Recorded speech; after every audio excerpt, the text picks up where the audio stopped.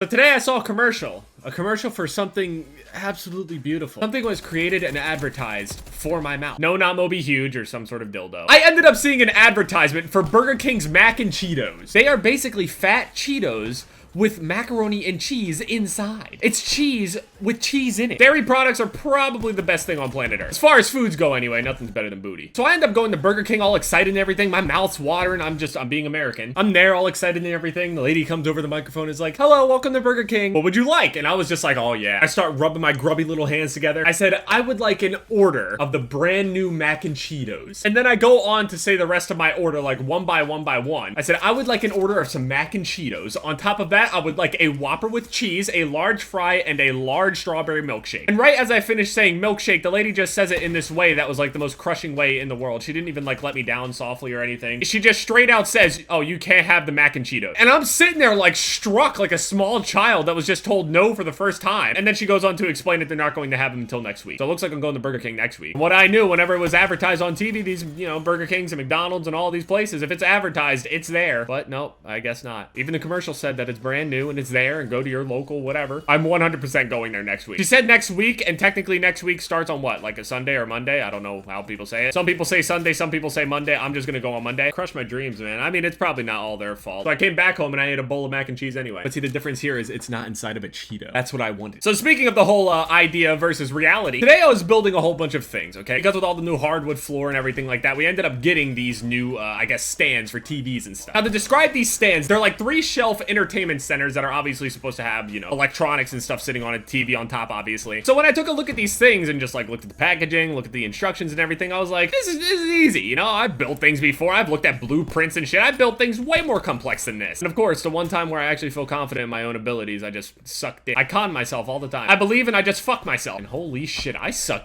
dick at this game now. When were you ever good, Jeff? Real funny. Original.